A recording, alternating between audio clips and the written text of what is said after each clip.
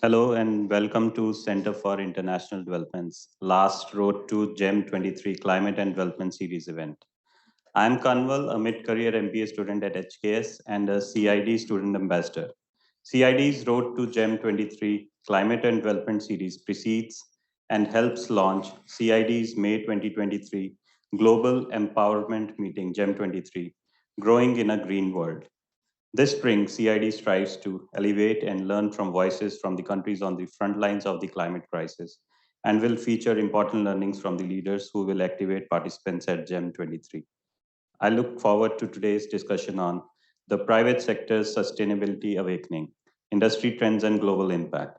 The format for today's session is roughly a 30 to 35-minute presentation and around 20 minutes for Q&A. Before we get started, I want to mention a few housekeeping items. Given that this is a hybrid event, we will be asking questions from both in-person and virtual audiences. I will be walking around with the mic for in-person questions, and Claire will ask questions from the virtual audience. We are also recording today's session, but will keep the camera on the speaker only, ensuring that only voices from the audience will be recorded. The video of this event will be available on the CID YouTube channel afterwards. Please use the QR codes located around the room to check into today's event. This helps the CID team track attendance and cater future events for the audience. Please make sure to subscribe to CID's newsletter to learn more about our event offerings and opportunities weekly. But without further ado, I would like to introduce our speaker for today, Susan Kenniston. Susan Kenniston, VP and Global Head of Sustainability at Wipro, has 30 years of industry and consulting experience, building and delivering global solutions. Susan is recognized as a sustainability ESG thought leader in the industry, given her decade plus of experience building, leading, and delivering sustainability solutions across industries and integrated with the capabilities. Susan has also brought her experience in strategy and operations, data and analytics, supply chain, and enterprise architecture from her years working in telecom, high tech, footwear, and apparel and consulting.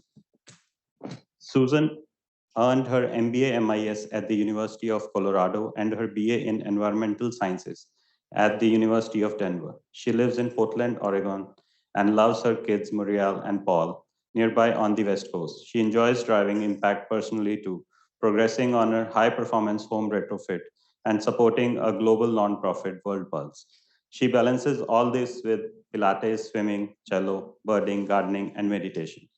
So without further ado, Susan, over to you. Thank you. Thank you. I didn't know you were going to share all that, but that's great. So great to meet everybody. Susan Kenniston, really appreciate being here and having this conversation with you. So first of all, can you guys all hear me okay? Everybody? All right.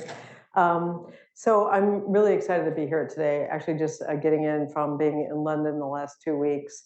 It is where the market is the hottest right now for sustainability in Europe. So really excited to bring also just some of the insights. I think I just lost you there. Okay. Some of the insights of what's happening actually on the front line, for example, with some of our businesses in Europe. So we'll talk through that. I'll talk through 3 things, just get your perspective on this. If there's anything else that you guys would like me to cover, it's going to just talk about some of the trends that are happening around sustainability. Talk about what does that look like in terms of it showing up in the work that we're doing with our clients. And then talk about what are the important skills and careers that would be important to be considering right now as you are going, if you're in school, wherever you're at in your journey, to be thinking about in terms of going out into the market and doing this kind of work. So those are the 3 things. How does that sound? Can I get a show of hands of where you guys are at in your, who's about to graduate? Okay, great. And how about the others? If you're early on or where you're at, early on, okay. All right. So it'll be great to talk about some of this and just really how it's showing up. The industry is moving very, very quickly. And so what it was a year ago is not what it is today. And so we'll talk about some of those directions of where it's going. And we are seeing that we really do need help with the universities in terms of the curriculum and the training and what folks are getting kind of brought up to speed on in terms of some of the needs. So I'd love all your input on that as well. I just want to spend just a few minutes talking about Wipro, just so you know where I'm coming from in terms of what I'll share some of the work that we're doing. We actually don't talk a lot about who we are. We're a global tech and engineering company, been around for 75 years, headquartered out of India, Bangalore. We donate 66 cents of every dollar to a foundation. And so we like to say we were a B Corp before there were B Corps. Again, 75 years doing purpose-driven work. And so mostly, I would say, in the APAC area, Europe, and really growing in the Americas region. So really, really proud of what we do, and I'm excited to share some of that with you. We are recognized as a leader in sustainability in the world. Again, kind of a quiet leader in terms of sustainability. I'll show you that we've been doing it for such a long time. In all you'll see distinctions that are the external raters in terms of how they look at us, but also just in terms of the coalitions that we're part of. I'll share a little bit of that with you today. We're part of something called Transform to Net Zero, and it's really all the leading sustainability companies, a very, very small subset that are part of this this cohort or this forum that creates resources for other organizations to accelerate their transformation. So we're part of that. I'll share some of the trends and learnings from that coalition today. So we're pretty excited we're the only tech services company in that small forum. This is the forum, the Transform to Net Zero. And so you can see some of the leaders. These are some of the top sustainability leaders in the world. The setting pretty much the direction, the standards, the guidelines, the resources, have been doing it for a long, long time. You might not, they too, a lot of the most sustainable companies in the world are usually more humble and the way they talk about sustainability. So, but we're very, very proud to be part of this forum. And again, a lot of great resources come out of this forum in terms of things like climate action plans, responsible suppliers, and more. So let's talk about some of the trends. Couple of views on trends, macro trends, and I'm going to double click into some real trends on the ground right now. One of the biggest things that's happening is, you'll hear a lot about ESG reporting and disclosure. So measuring your footprint and sharing that out. That used to be something that was done almost on the side in the company, a different part of the organization. It's really shifted into the finance world. And you'll hear it called capital accounting. And so it's really the accounting going from accounting of your finances in your built environment. And it moved over, you'll see, into integrated reporting, kind of the beginnings of natural and social capital. Then a lot of ESG. You won't hear me use the label ESG. We don't use ESG as kind of a framework trend and phase that we went through. And so really it's taken more depth on the natural and social capitals. And what you're seeing now is a shift to values-based accounting. So it's almost like your natural and social capital is being recognized as capital for the company, and now being shared out in your financial reports just as importantly as the rest of your assets. One of the biggest trends that's happening right now. And so you'll see that happening. So the whole shift in terms of just how do you report out? One of the reasons this is happening is the frameworks, they're underway. All the measurement frameworks. You guys have probably seen them, the TCFD, the CSRD, the SASB, the GRI, the CDP. So those are all in development. Many of them are very far along, but many of them still don't tell the full story for what the company is doing. So that's why you're seeing a little bit of the expansion to the capital and the values-based framework. So that's important for those of you that are looking to get into the field right now. And we'll talk about what that looks like from a roles perspective. Also down here into risk focus, it has happened literally so fast in the last, I would say, 6 to 9 months. You are basically getting access to capital as a company now, based on your credit score, your sustainability credit score. So we can go look at all companies pretty much and see what their rating is as a company. your several different ratings. And so you can see that based on your credit score rating, you are getting different access to capitals. So the banks have now implemented lending based on your sustainability path, your commitments, how serious you are on this. It's very, very real. And so that happened almost overnight. All the big banks are doing this now. And so that's a whole nother job journey, is into the finance area and helping in terms of like, you'll hear emission-linked loans, emissions-based financing, things like that. Whole different arena around sustainability. Really, really interesting where that's going. The next two on zero footprint, this is what we talked about with the TONS a little bit. So it's really moving from doing strategy, sustainability strategy and assessment to operationalizing sustainability. Most companies have done their sustainability strategies at this point. And what they're getting into now are those improvement activities and really getting much more crisp and iterative on those improvement activities to see, are those actually giving them the results that they're looking for? And to do that, they're putting in place this climate action plan, or CTAP, you'll hear that. They're also doing it for their waste, for their water. So, you know, and we've all been talking about emissions a lot, but you know, water is absolutely one of the next big impact areas, as is air. So you'll see more and more come out, especially with the TNFD and the nature biodiversity focus coming upon us now. So really shift from strategy to action is happening. Below that is the digital kind of digitizing of the ecosystem. So today, unfortunately, a lot of the tech footprints are not where we need them to be. They're really, really lagging in supporting the requirements of companies today to get a sense of where they're at. Where are they at in their footprint for the emissions or their water and their waste? The big transaction systems like SAP or Oracle, we could go through all of them. You know, it's a lot for them now to bring in these new attributes of measurement into their transaction systems and capture it as part of a normal way of doing business. They're working on that, but it's not there yet. So many of our businesses today, they're in this middle ground of being able to, of needing to report, needing to get that state of their footprint, and yet the ecosystem of the big enterprise systems, they're just not there yet. So you're kind of seeing a little bit of a bridging happening. At the same time, it's a massive lift to measure a footprint of a company in terms of resources. You cannot understate how big of a deal it is.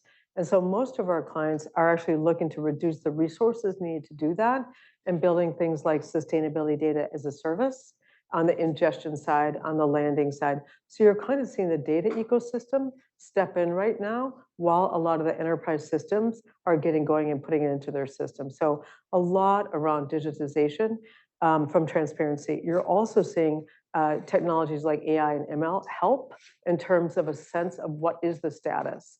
When we talk about agriculture and areas like that, the satellite it's really maturing to a place where it can help fill in a lot of the lack of confidence in some of the data. So a lot of great technology advances at the same time. The left-hand side are mostly foundational things that folks are working on right now. The right-hand side is mostly around where people are taking it from a business model perspective. So the more advanced sustainable companies are absolutely working on the right-hand side of the trends. So for example, consumer pressure. All of you are buyers. You're all buying differently. A lot of the companies are feeling that pressure right now in terms of responding to their products and services. So if you've looked at your packaging, any packaging, right? You've noticed that you've like where it used to be come in 3 boxes, it's down to 1 box, and that 1 box is recycled. So Nike just did that for your shoes, right? You used to get 3 boxes, you're down to 1 box, and it's recycled. Plastic, any plastic packaging, for the most part, is being shifted to some other material, and even the form is getting shifted from liquid to powder, for example. So anything that touches the consumer experience is being analyzed in terms of how do we do it with different materials, and will the consumers buy that? The TONS group that we're part of, 2 weeks ago, we actually reviewed some of the trends, and surprisingly, consumer experience was one of the top trends that many of the leading companies in sustainability are working on right now, and realizing that they are dependent on consumer behavior shifting more than ever before. So they've been working their core operations, but the consumer operations, consumer response, consumer engagement, behavioral shifts is key for kind of the end-to-end value chain reductions that they have to meet. So it's a really big area right now. Underneath that is the materials. And so as we talked about packaging and the materials that are going into the products, that's the other thing that companies are really doing a lot of work on right now. And I'm really glad that a lot of the technology is actually stepping up here. And that's knowing where your source material is coming from. There are some really great traceability technologies that are happening right now by domain. So you can begin to see down to tier 4 of your value chain for what your footprint, what your LCA looks like, and then bring that forward into your designers and developers. So they are now having choices that are more informed and going through gates when they're developing new products and services. So because you kind of have to hit this at every angle in the business. So product design and development is another area. They're taking those consumer behaviors in and really thinking about the way they design products and services. Culture. It's just crazy to see what's happening. Because the expectations of how a company is measured now, that this is showing up with investors, with all their stakeholders, employees, customers, suppliers, investors, every stakeholder. The level of C-suite engagement it is there. And so what that means, and they're getting measured and they're getting comped on their progress to their footprint. And so what's happening is that where we used to see digital transformation showing up at the executive level, you're seeing sustainable and digital transformation showing up at the executive level. And so they are all having to learn what sustainability is. And when I say sustainability, that is the whole sustainability, capital S, right? So again, I don't talk about ESG, I talk about sustainability and impact. They're learning up and skilling up about sustainability. And now putting that into their strategies, it's actually part of their strategies, and holding their functional leads accountable for sustainability. And so it's a cultural transformation for the whole company. You're seeing learning and development just for sustainability across most organizations now. And employees want this. I'll talk about employees. 40% of employees are choosing companies now because of their position on sustainability. And so it's an employee retention factor as well. So I just can't overstate what a transformation it is to a lot of companies right now, to really shifting to becoming a responsible business in what you do every day. Alliances.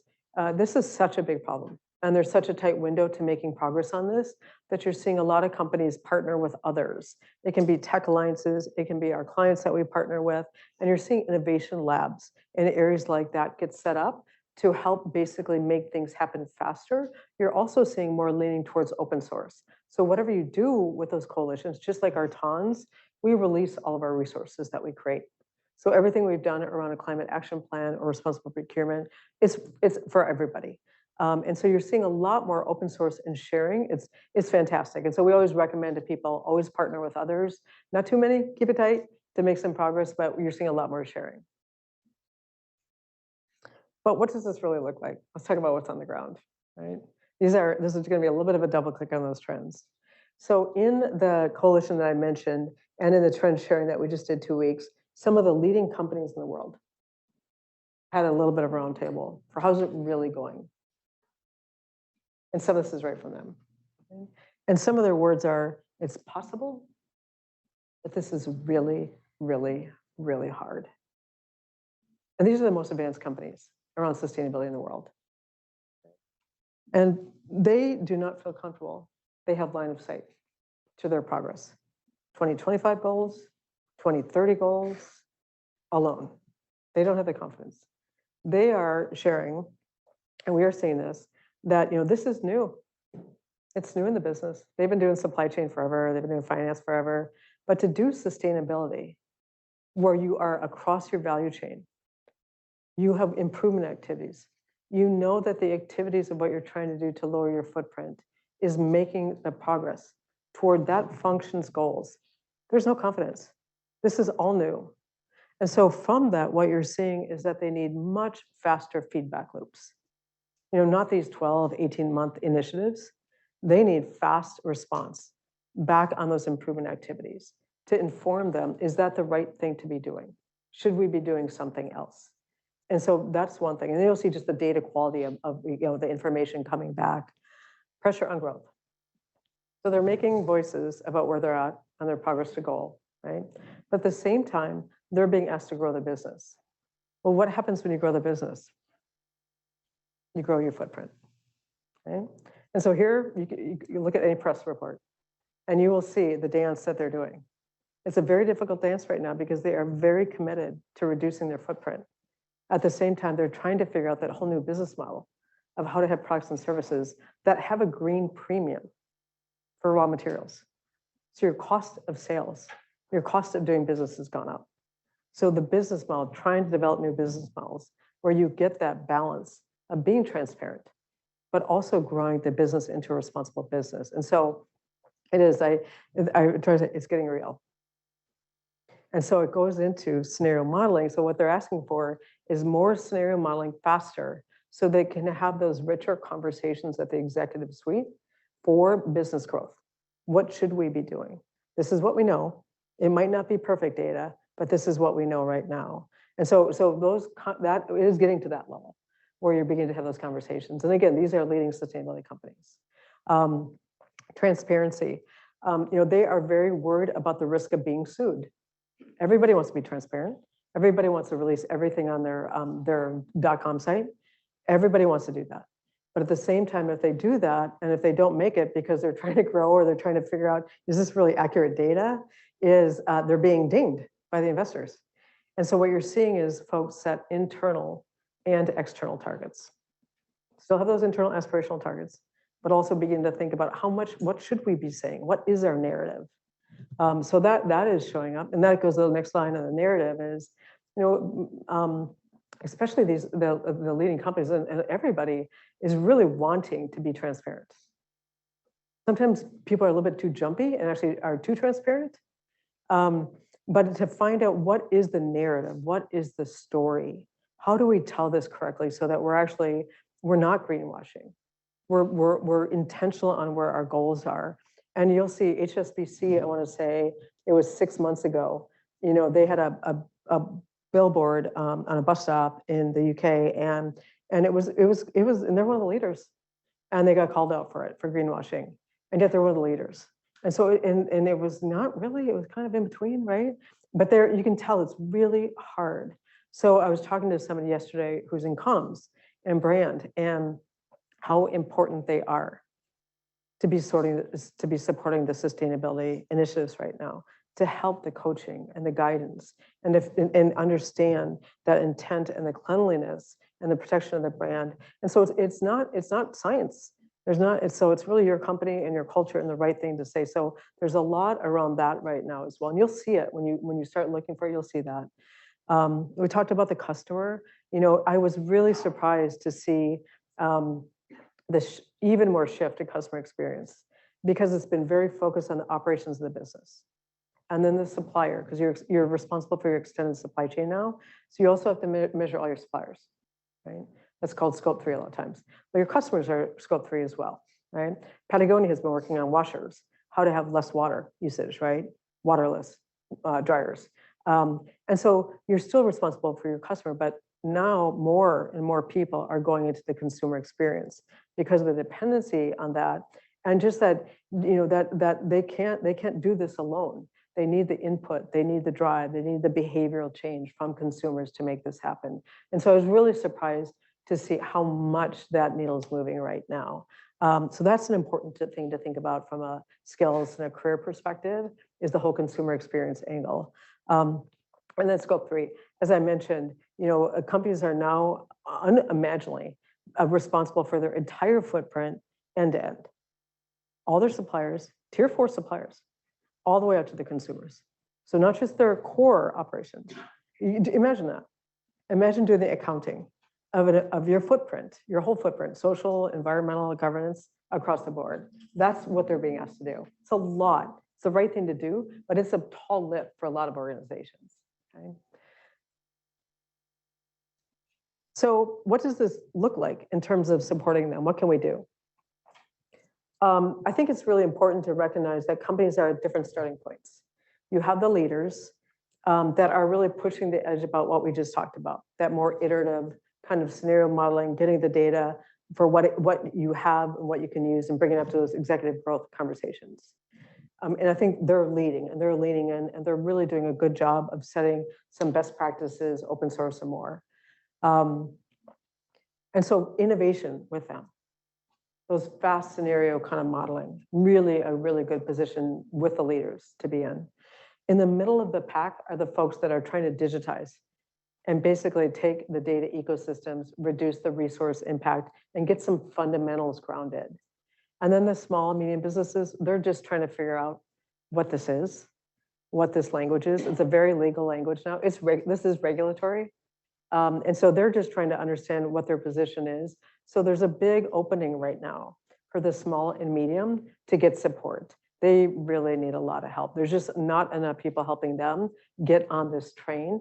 And what's really important is many of them are suppliers for these organizations that we just talked about. So they're needing to engage and they want to engage, but there's not enough solutions there for them right now. Progress over perfection.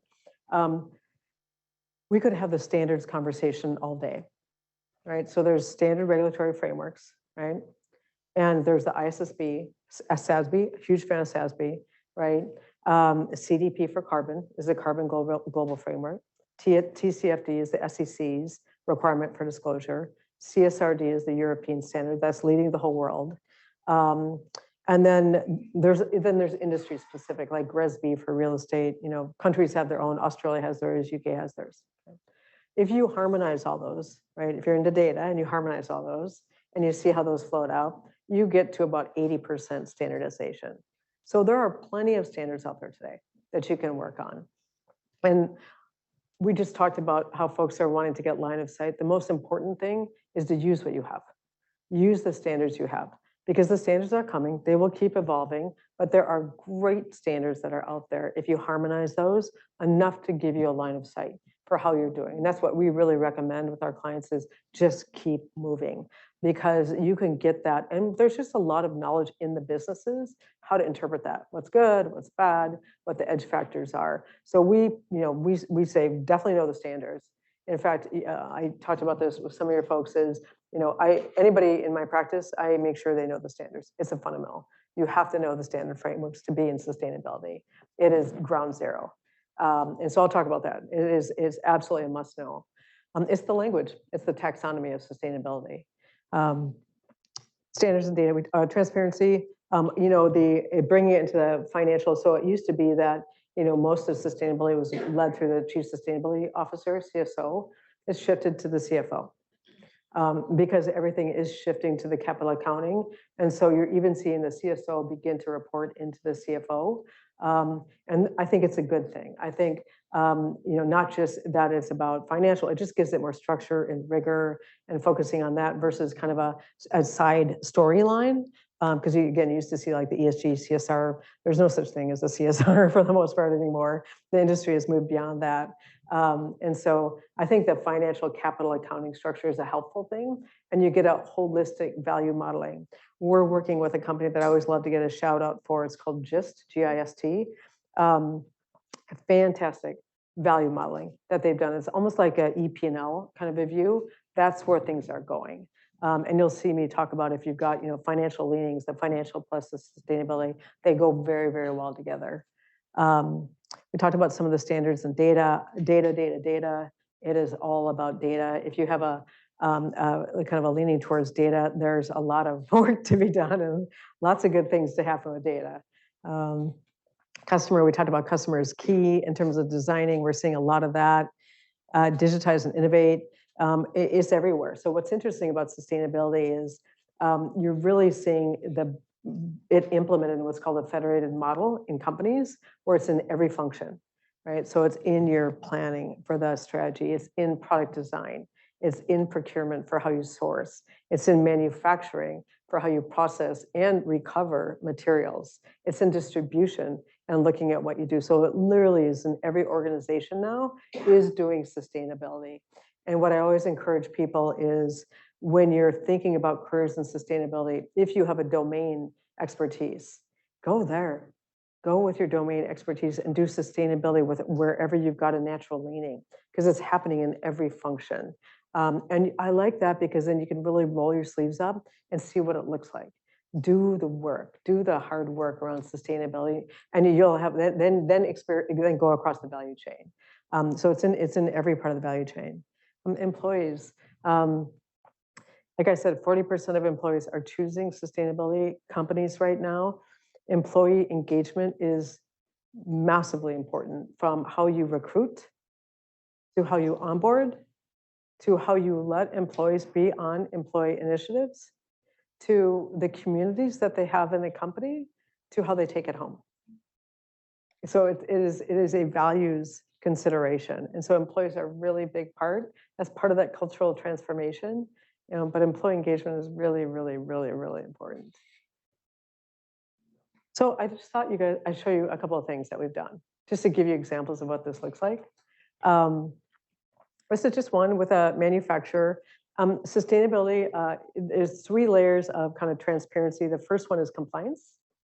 And so that means that you're following all the regulatory compliant metrics. And so this was just helping them with their sustainability, a tier 1, first level manufacturer, but just that they were meeting their compliance. And that was happening in their transaction systems and reporting. There's another one, chemical company, again, making sure that their sustainability data was accessible for everybody. So you're kind of seeing a pattern for data, openness of data sharing. Here's another one, investment, again, lending, sustainable lending, really big deal. So you're seeing sustainable lending frameworks, different kind of tiering of that for your different folks that you're lending to, retail and commercial. Another one, credit decision-making, global bank, right? Same thing we're talking about. Data aggregation. This is these are all these data aggregators happening right now. Think Bloomberg and people like that. And so really helping them with this data aggregation across the world, and then making that data available as open source. Legos, helping them with their customer experience, right? Okay. Maybe we'll talk about skills a little bit. You guys ready? So subject matter experts. We need folks that are just plain old subject matter experts in sustainability. That means that you studied the frameworks, and that you've rolled your sleeves up a little bit in any area of sustainability, and kind of a sustainable consultant generalist. You know the CDP, carbon disclosure, you know how to do greenhouse gas calculations or the protocols, right? And that you can be kind of a generalist across any domain, right? Again, I really recommend people start here. I think it's a really great place in a career path is to be a sustainability consultant or analyst. And really, because that way you'll get experiences in many different areas. Scenario modeling. We talked about how important it is to be able to take that information and do different kinds of scenario modeling, so that businesses can get that quick feedback loop in terms of what are my options, what should I be doing in my supply chain, what should I be doing with my customers. And so that can be stats, that can be any kind of modeling that you've done, financial modeling, risk modeling, that sort of thing. Super helpful. Data, data, data. If any of you have experience in data, please let me know. It is really, anybody have experience in data? Yeah. If you've done any data modeling, data architecture, if you know how to talk data, BI, anything around there, you're in, basically. Because sustainability is founded on data. And then it goes up from there and across. And the frameworks, it's really, it's what it's all about. So you've got a strong leg in terms of getting into sustainability if you've got anything to do with data. Domains, so if you have a specific area of interest around agriculture, automobiles. We're doing something with airports right now. Airports are becoming sustainable. Retail is interesting. Retail is much more mature in sustainability. And the reason they are is because they started with labor back in the day. Right? If you remember all the labor issues about 15, 20 years ago. And so they started sustainability basically, right? And they're doing environmental, they're actually pushing the envelope on the new areas, right? And they've got a great coalition. So they're very advanced, actually. What other industries? Financial, of course. If you've got a financial leaning, that's a great way to get in. So the other way is to get in through your domains, right? And then go in through domains and into sustainability that way. There's always work in the domains. Engineering innovation, super cool stuff happening there. Digital twins, because you're trying to mock up what it looks like for the impact. So a lot of digital twin creation, that material traceability part of it, a lot of PLM kind of material traceability, product traceability, packaging is in there. There's just all sorts of stuff in engineering. And so if you've got an engineering background, there's some phenomenal innovation and just fundamentals in terms of helping with those improvement activities. So really, really fun stuff. We've got a very big part of our business is engineering. And so I'm really excited about the engineering part of this as well. The capital, I mentioned the financial capital accounting point of view. If you've got anything around the financial kind of accounting and structures and processes that rigor or just the financial leaning, I think that there's really great opening to bring the sustainability lens in there. Product management, just managing big tech projects, right? Big project, so owning products. A lot of us are creating new products and services around this. And so if anybody knows how to do product management, that's really helpful. You can just go in that way too and kind of learn more about sustainability just based on your product management skills. And then experience.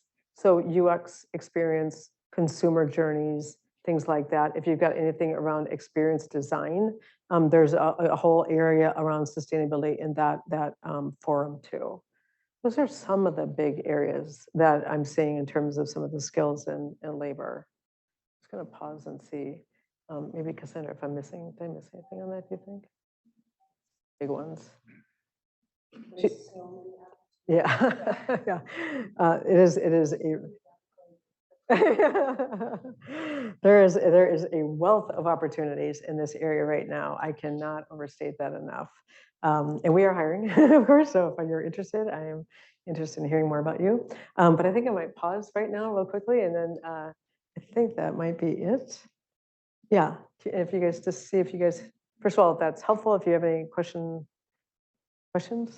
around some of this. Yeah.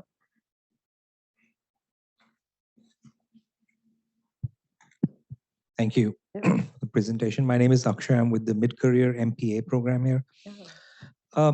I think I saw it mentioned in passing about natural capital valuation. Yeah. Has there been any headway that's been made on, I guess I'm curious to know if progress has been made on methodologies to value natural capital. It used to be a very difficult subject a few years ago. I did some work on it, but I'm not sure if it's still feasible and practical and being incorporated into business practices. Yeah, it's a great question. We've actually been doing an EPL for we're just about to release 7th year of an EPL. So an EPL is for environmental P&L. And so there are definitely methodologies for that. And so, but I would say that from a holistic perspective, beyond E, right, into S and other areas, that's definitely developing. There are some good leaders that are pushing the boundaries on some of this. Intel is one of them as well. And so you're seeing progress and energy in that area. Just like the standards are developing, I think you're seeing the same kind of equal methodology. We're not there yet, but I think that you'll see that come. Good question.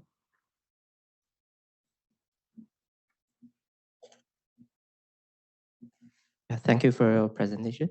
I'm a postdoc here, and my previous background is in environmental science and engineering. Okay. I'm aware that the academics have spent a lot of the time developing life cycle assessment and those frameworks on the accounting. Yeah. And now you said this increasingly being implemented in the business area. Like, what's the obstacle from transfer like this academic research into the business field, and what's the expectation from the business field to those researchers. Can you give a comment on that? So interesting. Thank you. There's a lot.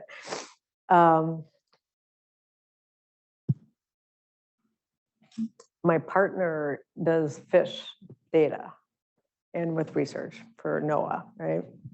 And we have this conversation almost every day because there's a bunch of researchers doing LCAs and things like that around the ocean and fish. And what was happening in the business is and has been doing assessments for 15 years. And so that they are very good at it. And they're very, very good at it, actually. The business, what's really interesting about sustainability is the business has been doing and taking the lead for sustainability, including LCAs and the systems. And now what's happening is they are needing more help. So even tech, they're going to the CTO, CDO, CIO, and beginning to get them on board. Because tech has not been necessarily supporting the business in what we're just talking about, digitization. Well, the same thing for LCAs, right? And so because the business was really responsible for a lot of the LCAs, they were.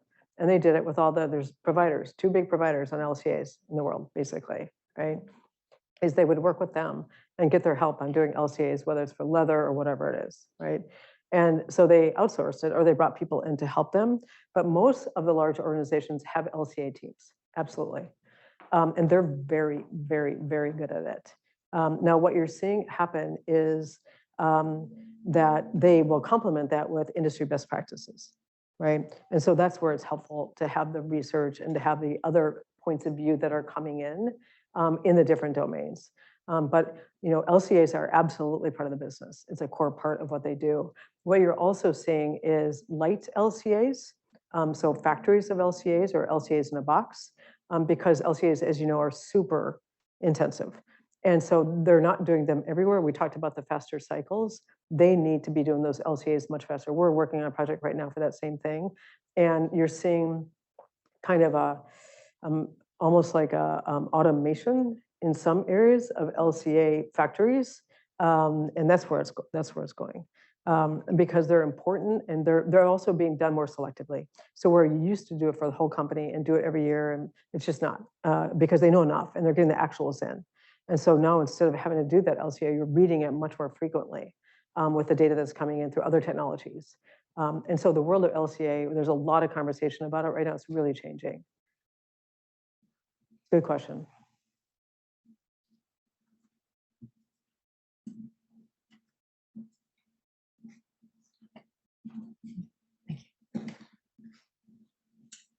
There's a question from Roberto on the virtual audience. What about regenerative practices? Does this perspective move beyond sustainability? I love that. We were just talking about that this morning. Basically circularity and waste strategies a lot. And so it's one of the harder areas to tackle because it gets to looking at the whole value chain and what you do with your products and your materials coming back. And first of all, designing them for sustainability. So you can even break it down for being regenerative in the materials that you're using. And so it cuts across everything. Every business now is looking at regeneration in terms of their product, depending upon if they're product or service oriented. But if you're product oriented, is part of your product strategy and part of your circularity strategy and your waste strategy. So it's absolutely part of the conversation. I would say it's one of the harder things that's being addressed right now because of the material sourcing and the implications for regionalization and localization and how you do that. Because otherwise you just up your footprint when you're basically working through the math on that one. So yes, I would say, especially it depends on what products you're working on, if it's ag or apparel and footwear, things like that. But it's definitely a big part of the strategy, the waste strategy primarily.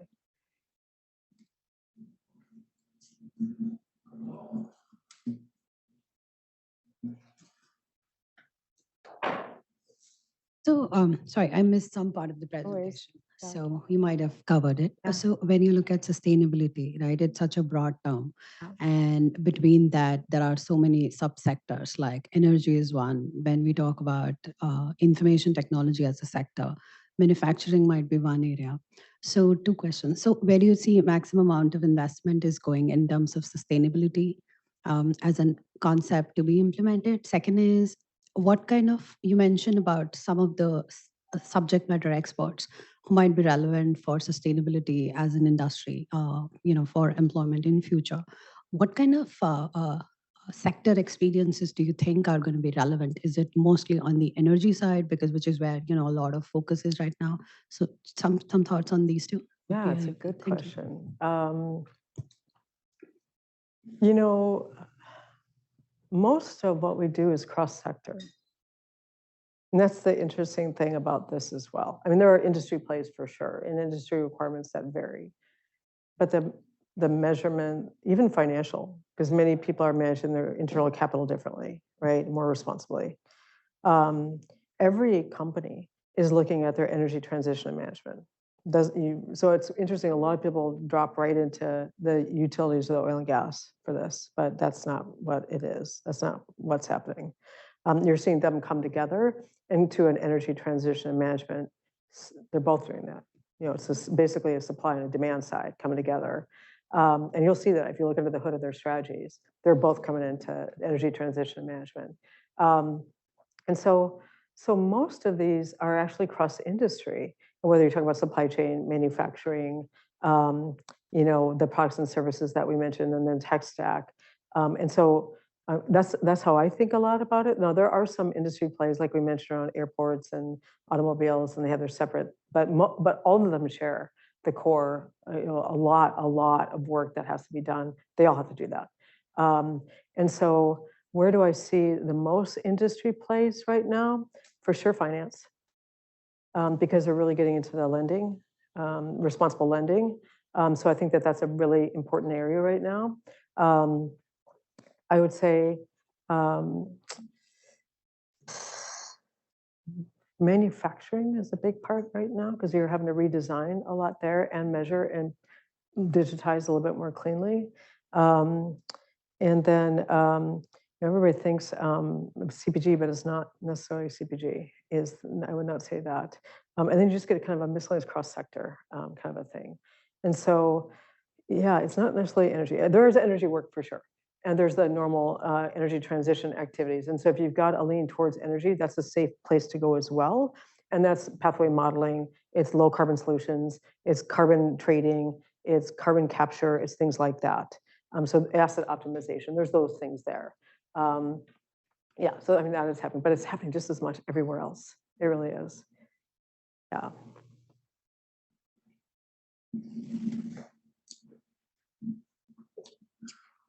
Thank you for the talk. I'm a visiting fellow here, but originally a PhD student in London. So my question to you is about, so you had listed a few policies and regulations that are effectively kind of driving the push. Yeah. So I guess I wanted to ask you, which organizations or which authority institutes are the ones that are really pushing the drive? Or let me rephrase that. Who are companies listening to when it comes to organizations like World Bank, UN? Is it EU? Yeah, no, that's a super good question. Where I would say, and we do a lot with UN, and so where I would say it was the UN maybe previously, right, with UN SDGs and things like that. I think that it's really coming down to, well, first of all, Europe for sure is leading. And they're putting out their CSRD framework and policies, which is very comprehensive. And so everybody's watching that. And so I think it gets to more detail. And so I would say that will be a big North Star. And I would say in the US, and what the rest of the world is also following is TCFD in terms of some financial disclosures. Underneath that is SASB as kind of a very good framework and guide for disclosure requirements. Everybody does CDP. That's the carbon disclosure. And so it's the global standard for carbon accounting. If you're not doing carbon accounting, you're really not being taken seriously. And so that is an important thing. It depends on the size of your business, but if you're of any size, you pretty much have to be doing CDP. The others, TCFD, those are some of the biggest, and then some of the local standards, basically. Every country, like Australia has theirs, like I said, UK has theirs. And then, of course, ISSB is, coming out with the integrated standards. And so, everybody's kind of watching that as well. But those are some of the big institutes that those are the ones that people are really measuring. TNFD for biodiversity. Really, really, really like where TNFD is going for biodiversity. Biodiversity will be then one of the next big focus areas. So that's an important one. If you haven't seen, they just released one of their standards, a couple of months ago. It's a really good one.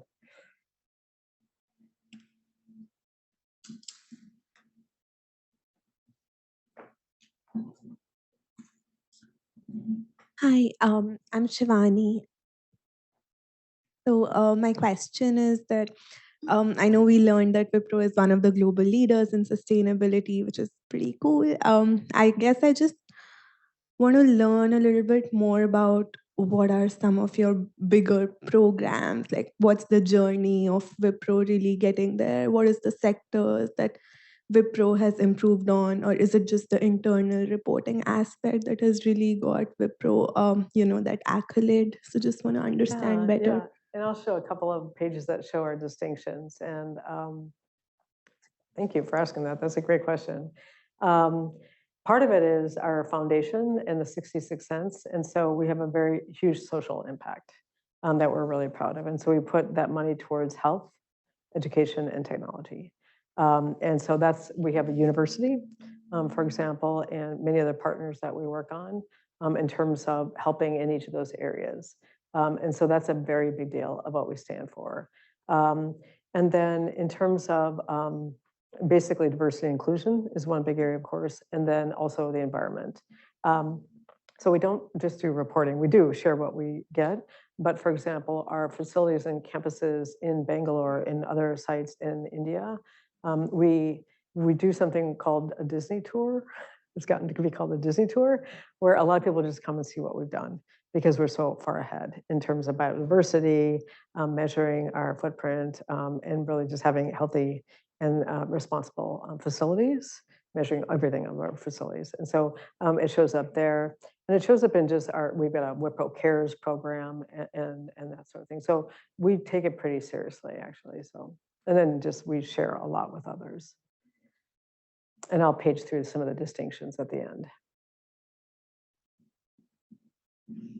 Maybe I can have the last question. You touched upon it a little bit, but when we talk about scope 3 emissions, that's a real pain point when we talk about sustainability.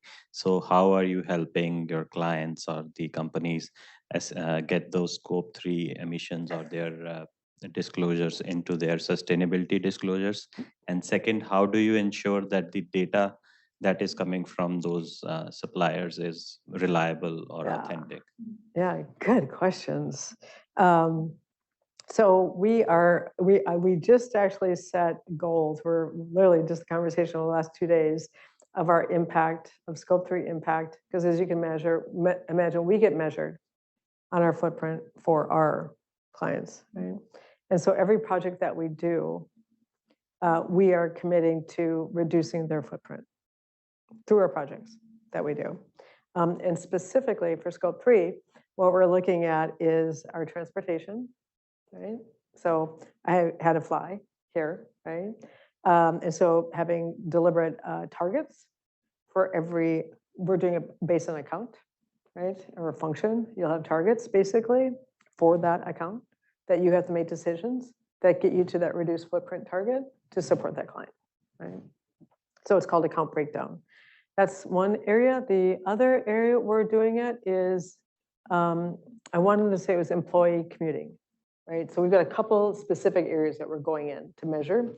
Now, we're not just measuring that, we're putting it in, we're just designing this right now, putting it into every project that we do for the full sustainability set of metrics and showing them for every project what that project does, whether it saves money, because we want to show them saving money, reducing impact. So kind of a little bit of a scorecard, basically, of our impact for that project. It can be beyond scope 3, right? That's one thing there. And then the second question was?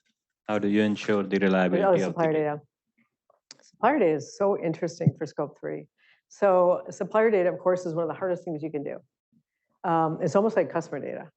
And so there are some brokering systems that are in place and getting formed in the world for supplier data. And it began out of audit fatigue. So if we're a supplier for Microsoft, we supply Microsoft services, we work with them, they work with us. We have to give them our footprint every year because we're part of their value chain, right? So instead of us giving it to them and everybody else that works for them gives it to them point to point, solutions have been created as these kind of brokering hubs where we can put it in once. And then for all the people that we work with, they can subscribe to what we put into that brokering hub. That's what's going on. And so, and we have to, all that data, we have to kind of quote unquote certify that that is our data and we can attest to that data. And then they pull it from that brokering hub, right? And then there's a couple of really big ones in the world. One is called EcoVadis. You guys might have heard of that. It's probably one of the biggest supplier portal hubs out there. There's others. For example, the automobile industry in Europe has their own that is even richer and deeper than EcoVadis, just amazing. So if we put it in there, we're not just putting it in there for BMW, but we're putting it in there for Volvo and everybody else, VW and everybody else in Europe, for all the automakers. They all get to subscribe to that. And so what you're seeing for responsible supplier is these hubs basically get created. Now it's improving the data quality for sure. It's still problematic, right? Because if you think about suppliers, there's tier 1, tier 2, tier 3, tier 4, it goes way down there. Some of them just aren't big enough to do this. That takes a lot of lift. And so that's where, you know, the right size solutions, we're still not there. We're not there to help them. I mean, we need that whole footprint. And so it is one of the biggest pain points is responsible procurement for sure. And so usually what you do is you sort your suppliers by either risk or revenue, and you really work on that part of the footprint. And then you work on the next, and you help train up everybody for how to do it. So it's a very, very big commitment. It's part of your supplier relationship management with kind of a sustainability overlay on it. It's a really, it's basically part of your supply chain and sourcing program now. Yeah. Thank you. And Yeah. And maybe I'll just, to your question really quickly, just show you a couple more. I think we've got a lot of this in the back is just how we do this in tech. These are some of our sustainability. These are just a few. We've got pages and pages of kind of how well we're known for a couple of the things like, these are how you can tell how good people are doing is there's the EcoVadis up there in the top right. Again, we've been rated gold. That's the best you can get for supplier, basically sharing our data with everybody else. There's the CDP in the middle on the left, and you can see that A list. That can take 4 years or more to be an A. It's not uncommon to be an F, to get a B, work really hard to get a C. It is a very rigorous program. And then inclusion and diversity is really important. So it's very, very important, but we're always working on it. And then these are just some of the ways it shows up of what we do. So there's some of the things we do in social and advocacy, just in terms of our own responsibilities that we talked about in terms of supplier with our customers. Workplace is a big deal. So some of the ways it shows up. Yeah, that's a little bit about Wipro. Thank you so much. Yeah. Thank you. And I know all of you are on your journeys, and I hope you guys consider doing sustainability because we really need more and more people in sustainability. And if you have any questions, I'm happy to answer any of them now or later on. And we'll make sure you guys have my contact information. But thanks so much for being here today.